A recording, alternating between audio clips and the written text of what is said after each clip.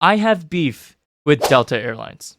It's because they don't know a quintessential rule of chess, that En Passant exists. If you don't know what En Passant is, there's a video in the description below for you. But let's get into the game. E4, E5, Knight C3, Knight C6. It's the Vienna game. I play Bishop C4. I was hoping for Bishop C5 because then I get to play the copy at Vienna, and playing against an engine would be very, very interesting.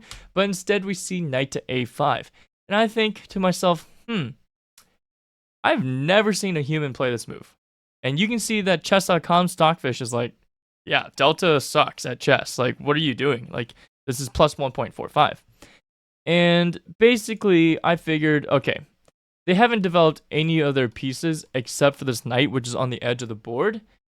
It's time to go nuclear. Bishop takes f7. We are going to start a king hunt. I mean, they don't have anything developed, right? So we just start the king hunt. If you play g6, then queen takes e5. I mean, if you want to hit me with the bishop because your rook's hanging, well, I just take your knight and I'm up 2 pawns. So, of course, Delta doesn't do that. They're not that dumb. So instead, they play king to e6, and I'm like, okay, we're going to keep hunting your king then. You move over, I play d4. Where are you going? Delta tries king to c6. I'm like, how about just d5 check, and then takes. That's exactly what happens. King b6. I mean, this king has just been venturing out into the open, right? Like, we're 9 moves into the game. They've made 1, 2, 3, 4, 5 moves with just their king. Make that 6. After the 6th move, I play queen to d4, and we get c5. And then I play En Passant.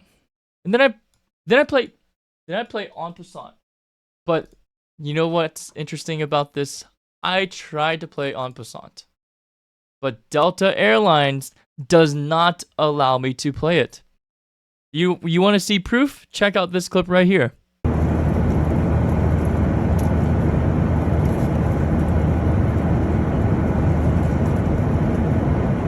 Of course, the best move in this position is obviously En Passant. You want to reopen lines of attack to this king. You don't want to have black have a pawn wedged, helping shield this king from any further attacks. But alas, hey, Delta Airlines created the rules. I'm on a Delta flight. I'm stuck. What am I supposed to do? So instead, I play queen to d1, and I'm like, fine, we're going to have to find pressure elsewhere. b6. They're creating some escape room for themselves. And I'm like, okay, well, let's go ahead and start playing for b4 ideas. Why not, right? Open up the A file for the rook. It's going to be probably pretty good for us.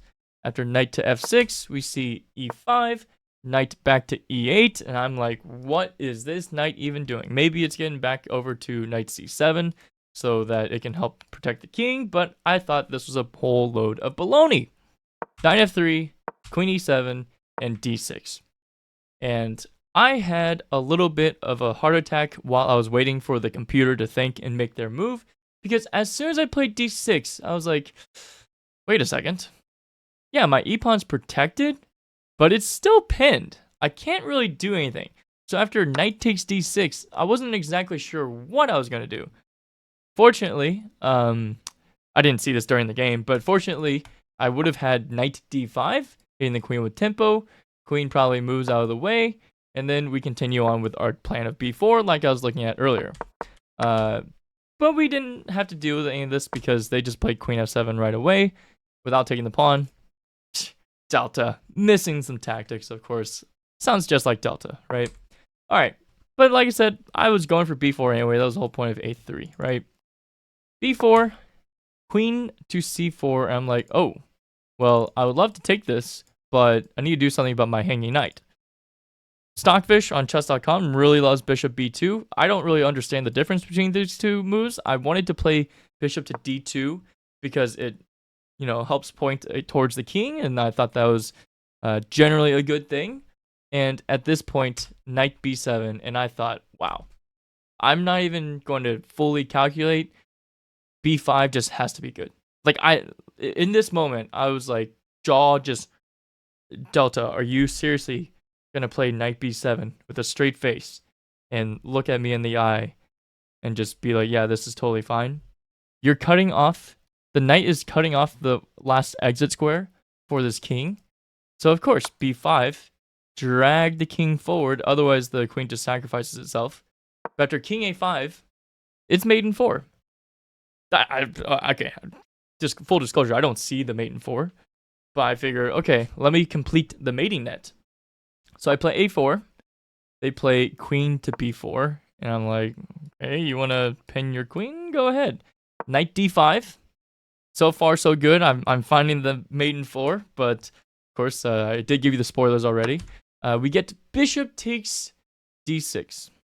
And I was like, okay. At this point, do I stop, slow down, and try and figure out the best way to mate?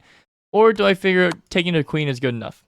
I'd say taking a queen is good enough because this knight also hits the b4 square, and I can definitely bring my queen to attack that square as well. But here I played knight d4 first because there's another idea. The other idea is to play knight b3 checkmate. But of course they go and defend that square, so I'm like, alright, fine. I'll play queen to d2 because what changed when you brought your knight to defend this square? Oh, your bishop's no longer protecting b4.